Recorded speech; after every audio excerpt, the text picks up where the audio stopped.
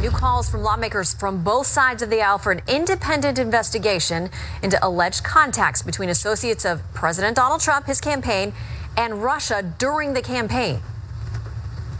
We have said that we're going to undertake in a bipartisan fashion an inquiry into everything that Russia tried to do in our election process last year.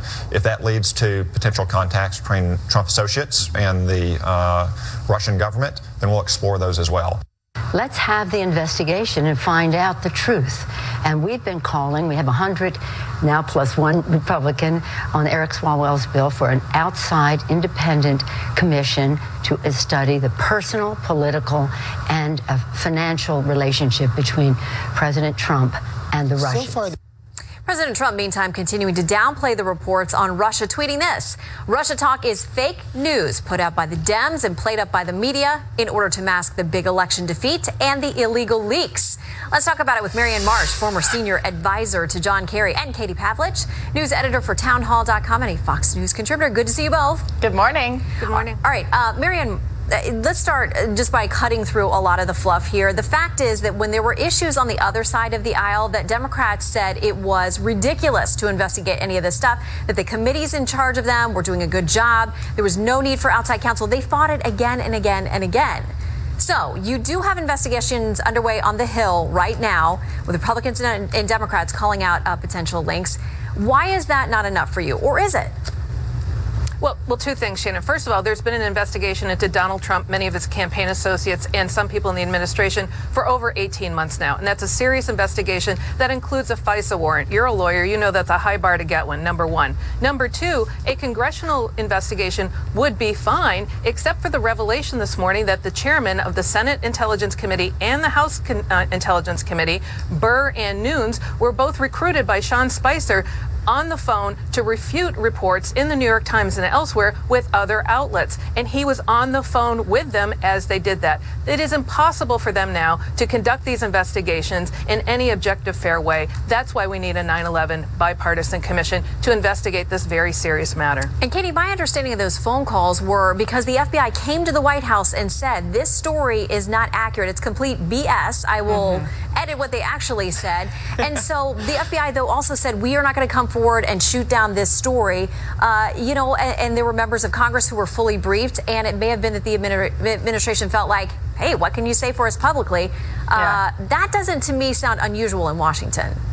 I don't think it's unusual, but I also think it's important to point out that over the weekend, former Oversight Committee Chairman Darrell Issa called for a special prosecutor to look into the Russia issue, not just with the Trump campaign, but also looking into the propaganda machine campaign that they waged during the presidential election. And I think this is very refreshing to see Republicans, despite holding the Oval Office, being willing to hold people accountable. Democrats were never willing to do this under Barack Obama, despite a number of very serious scandals, whether it was the IRS, Fast and Furious, or Benghazi. And so I think a special prosecutor or a bipartisan commission is certainly a good thing. And the point is that Russia doesn't have the best interests of Republicans in mind, and certainly doesn't have the best interests of Democrats, which means the attacks on our system, on democracy, the undermining of the faith in the system during the presidential election is an attack on all Americans, and everyone on Capitol Hill, Republican and Democrat, should take it seriously. Well, and I think that it should be reassuring to the American people that both sides of the aisle are calling this stuff out and saying they're going to follow where the facts lead. Of course, we're going to follow them, so we'll make sure that happens, and we'll see.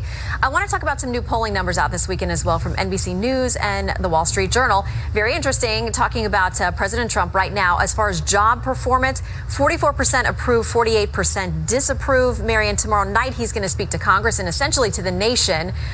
Does he have a chance of turning those numbers around?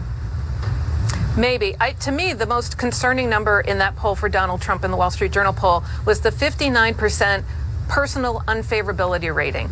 And that's important because that number leads to trust. People have to know and like you before they believe and trust you. Donald Trump has spent his first month doubling down on his base, and he has to deliver the goods for them to trust him. If he doesn't deliver on some of these promises, which we'll hear much about tonight and also later today in his budget, then that number is going to haunt him. So he has to improve his personal favorability rating and at the same time deliver on these promises if he's going to build beyond his base, which he really has spent all his time trying to engage and make sure they stay with him because of these fights going ahead, especially especially on Russia. Yeah, and I thought it was interesting in analysis of those numbers as well that they said it was sort of the flip of what we saw with President Obama, that people would really, really like him personally, but not necessarily love his policies.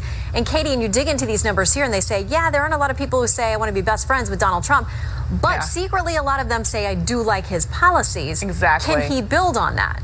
Well, yeah, and I don't think President Trump is interested in being friends with people either. His goal is not to get people to like him. His goal is to get results. And he's said that he's going to keep campaign promises. I think that waffling a little bit on Obamacare over the last couple of weeks has probably brought that number down. But I think when you look at giving him some more time, moving forward and delivering upon promises that he gave during the campaign trail is going to turn those numbers around. There's a big difference between personal favorability and policies. When you drill down into the specifics, the majority of the country supports his travel ban on these 7 terror-ridden countries that we've seen over the past 3 weeks be a big point of contention within the media. But when you go out and talk to people, they actually approve of that, and that's what the polling shows. So we'll see moving forward if he can expand his base, as Marianne talked about when he discusses the State of the Union tomorrow night, but also when it comes to actually getting things done, not just through executive order, but also through working with Congress. And that's a much tougher thing to do. You all both know, covering Washington, that is where the rubber meets the road. There was also an interesting look at his attributes. And so this is where he actually came out, we want to point out, with net positives, where people felt like he was good at certain things, being firm and decisive, being straightforward and direct. I don't think people would argue with that, whether they like him or hate him. Changing business as usual, being effective and getting things done, and dealing with the economy. I mean, Marianne, those are where people give him a thumbs up.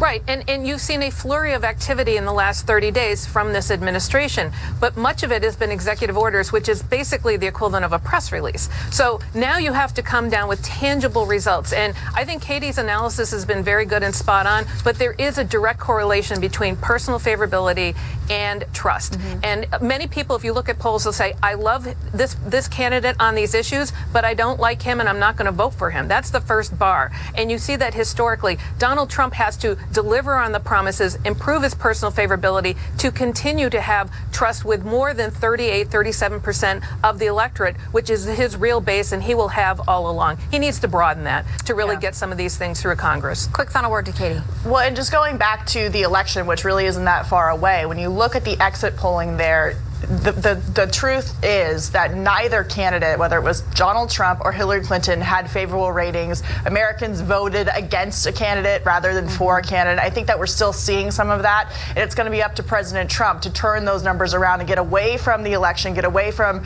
the hard choice that people had to make against one or the other and gain that trust. But they've said that they're going to keep their promises, and if they do, those numbers will turn around. Yeah, interesting to see the numbers also show that people are more hopeful and optimistic than they were just a month ago. So we'll see where this all leads. Marianne Marsh, Katie Pavlich, good to see you both.